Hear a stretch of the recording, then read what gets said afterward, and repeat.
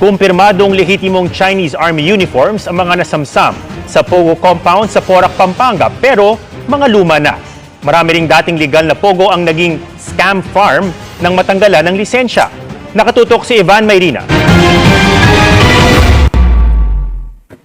Hindi pa nangangalahati ang Presidential Anti-Crime Commission sa paggalugad sa mga gusali sa 10 hektaryang Pogo compound sa Porac, Pampanga. Pero libu-libong computer nang nababawi at patuloy pang dumarami ang mga nababawing ebidensya. Kabilang sa mga pinakaagaw atensyon sa mga yan, ang mga iba't ibang umano'y Chinese military uniform. Sa pakikipag-ugnayan ng PAOK sa intelligence community, lumalabas na lehitimong uniforme ang mga ito ng Chinese Liberation Army, pero luma na. Sa ngayon, wala pa naman daw malinaw na ebidensya ng pang-ESPN na gaganap sa mga Pogo Hub na ito. Pwedeng may isang veteran na veteranong pulis o veteranong sundalo na nagtatrabaho dyan o may-ari dyan. That's one. Yung isa ay yung pinakamalala, baka naman meron nga talagang military spies na embedded dito sa ating mga illegal na mga online gaming farms na ito.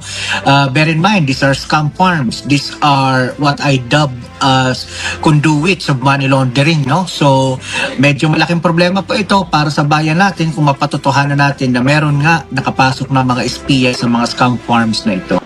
Nasa temporary detention facility sa Pasay ang mahigit 100 nahuling Pogo workers. Maraming nasampahan ng reklamong paglabag sa mga panuntunan ng immigration, pero hindi sa kanila nagtatapos ang pananagutan dahil sasampahan ng kaso mga mapapatunayang sangkot mula sa mga manager, mga nantotorture at hanggang sa beneficial owner. Sa pagtaya ng PAOK, marami sa mahigit 4 ang kinansilang internet gaming license sa mga Pogo, naging mga scam farm na. Sa huling bilang nila, base sa listahan binigyan ng PAGCOR na biniwian ng lisensya, 58 ang aktibong scam farm, pero mas malamang na mas marami pang bilang na ito. Pinakamarami sa Metro Manila, Central at Southern Luzon.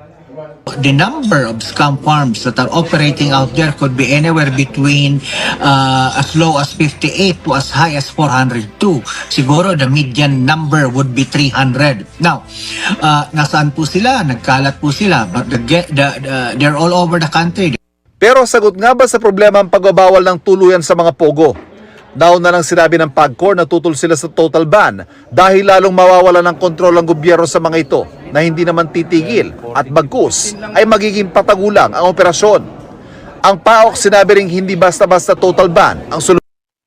Pati itong PAOK, hindi rin agree sa total ban.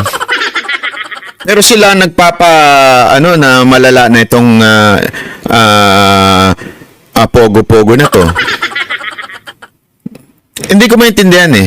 So, basically, ang sinasabi at ini-imply nito mga grupo na ito, itong PAOK, pati ang PAGCOR, hindi, okay naman yung Pogo. Masama lang talaga mga Chinese at saka pinasok na tayo ng Chinese. Kasi kung talagang nakikita mo, sabi nga dito, ito tagapagsalita na to, lagi niyo sinasabi, magugulat kayo kung sino ang nasa likod ng Pogo na yan. Yeah, ganyan-ganyan pa siya eh. May sinabi pa siya gano'n. Yung pala, hindi rin siya agree na total ban. Ano to? Ano to lahat tong ginagawa ninyong re-reveal sa mga Pilipino na may mga ganyan? Ibig sabihin, tinatakot nyo lang. Kasi kung talagang totoo, naniniwala kayong totoo na ganyan na kalala ang mga Pogo sa atin, bakit hindi nyo na ipanukala sa presidente, ipanukala sa mga senador na itotal ba na yan? Kasi malala na talaga. Kasi nakita mo na eh. Diba? Nakita mo sa mata mo. Malala no? May mga Chinese spy. May mga Chinese gano'n. Kung talagang naniniwala ka ha, naniniwala ka na may Chinese spy. Na ibig sabihin, malala. Tama, mali. Bakit ayaw nyo? Ibig sabihin, it's either hindi talaga totoo, alam ninyong hindi kayo kumbinsi na may spy, pero ine-exaggerate nyo lang, o baka naman yung sinabi kong takti na ginagawa ng iba. Alam mo sinagawa ng iba? Raid kuno. Mga fake news na raid din. Hindi fake news. Mga fake raid. pupunta, i-raid, para hindi ko sinasabing ginagawa nitong PAOK tip, itong PAOK kung sino man yan. Okay? Pero may mga ganong fake eh, di ba? Yung magre-raid sa Chinese KTV, pupunta lang, taas ang kamay, mga pulis, baba, dapa, mga ganun. Tapos titingnan yung bolt. Tapos wala tayong makikita sa media na ang dami nilang pinipresenta, baril, iba-ibang passport, iba-ibang ID. Walang pera. Kung meron man, barya lang yung pinakita. Pogo yun ha, pero barya lang yung nandun sa bolt, imposible. So, meron ganun, yung tinatawag na raid, na ano talaga ang tawag dun eh, robbery, raid robbery. Di ba? Nire-raid tapos ninanakawan. Or, ayaw nyo magbigay ha. Nagtataas kami ng katkong namin dito, ayaw nyo magbigay, sige, i-raid namin kayo. Di ba? I-raid namin kayo kasi para taasin niya yung katkong namin. Kasi nagagalit yung si boss, nagagalit eh. Kasi yung si boss, sinisingil daw siya ng boss niya. Ng katkong ng boss niya. So, dapat si katkong ni boss, may katkong pa rin siya. Tapos may katkong, ako din. Paano ako? May katkong din ako. O, diba? Hindi hold up eh. Hold up kasi parang hinold up eh. Ito talagang robbery. Ninakawan. Kinuha. As in, pumasok, kunwari, in the light of raid, pero pumasok, kinuha, ninakaw. Robbery. Diba? Hold up kasi, hold up, taas ang kamay, akin yung pera mo, ganun. Di ba? Ganun yung hold up, yung hulid up. Ito hindi hulid up, ito robbery. Oh. Institusyon.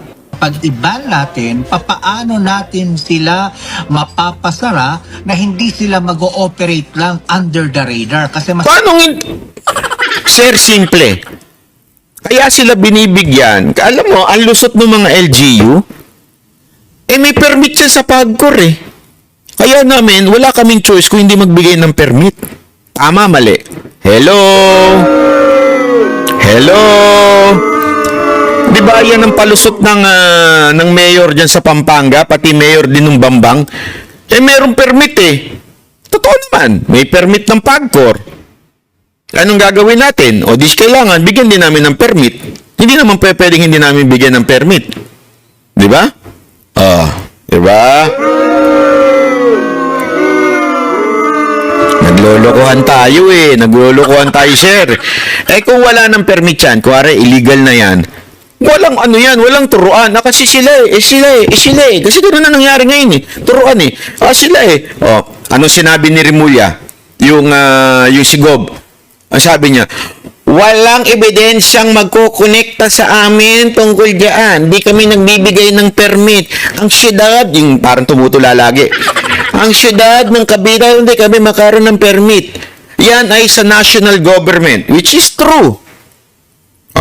Maaring wala silang say, they have to issue or they have to allow it because they have authority from the national government. Tama, mali. Kasi nga, legal. Gawin yung ganito. Illegal lahat yan. Walang permit, wala lahat. Ngayon, pag ikaw, mayor, meron sa syudad mo, bakit nakalusot yan? Pwede mong kasuhan yung mayor. Hindi niya ginagawa yung trabaho niya, nakalusot to. Isang illegal na negosyo. Tama, mali, di ba? Yan ang problema. Ang dami nating palusot eh. Magkakaroon kasi ngayon, totoo naman eh, magkakaroon tuloy tayo ngayon ng way o lusot pagka legal yan. Kaya sila nagkakaroon ng lusot ngayon eh. Diba?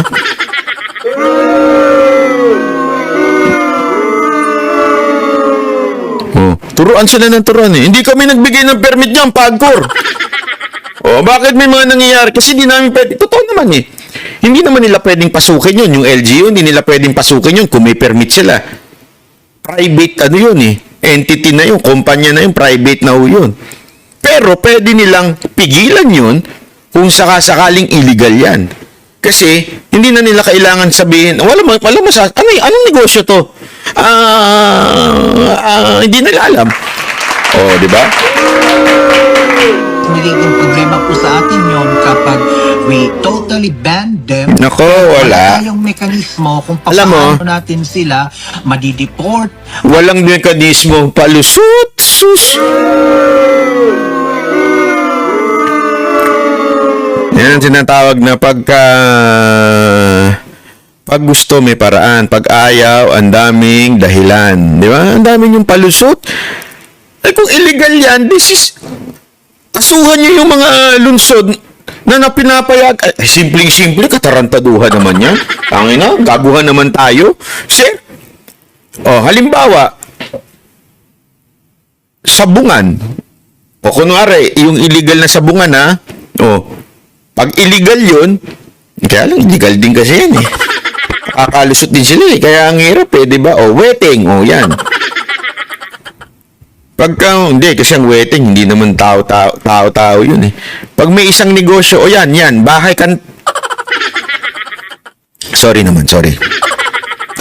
Bahay pakangkangan, Bahay pakangkangan, di ba? Kunwari, isang bahay na putahan, ganon.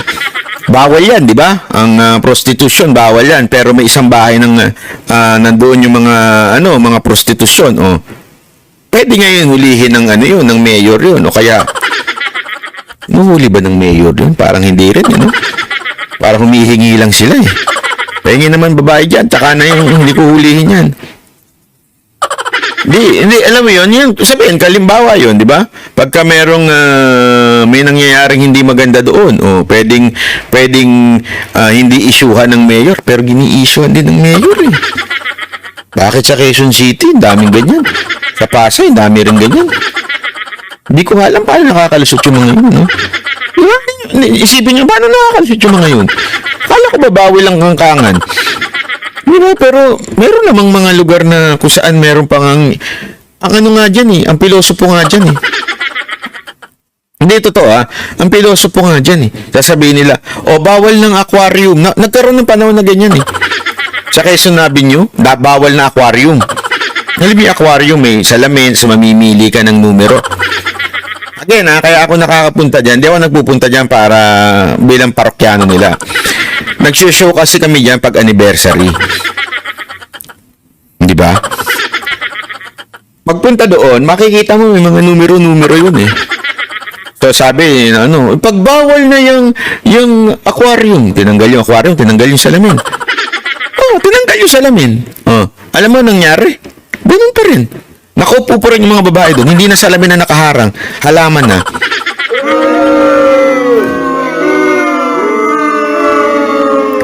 Ganun. Di ba? Wala Wala talaga. Kaya nga naman. Kasi lang ang problema doon. Takaw raid yung ganun. Kung gawing legal yung pakangkangan. Paano natin makukuha yung mga equipments nila? Paano natin mapo-forfeit yung mga criminal proceeds nila? Para sa GMA Integrated News, Ivan Mayrina, nakatutok, 24 oras. Yon.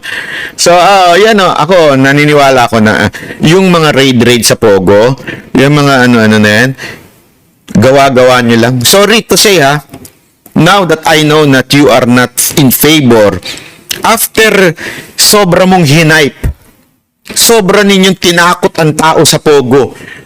Grabe. If you would know, masasyak kayo kung sinong nasa likod ng Pogo. May pag ganun pa kayo. Tapos, you're not in favor of gawing illegal ang Pogo o iba ng Pogo. Anong shit yan? Sorry Sorry sa term, pero nakikita mo ng matindi yung nangyayari sa Pogo. Lahat ng kasamaan nandoon. Lahat ng krimen na andoon. Tapos, hindi, kasi kailangan natin, to make sure na mamomonitor natin, kaya hindi pwedeng total ban. Anong kalokohan yun? Anong kalokohan?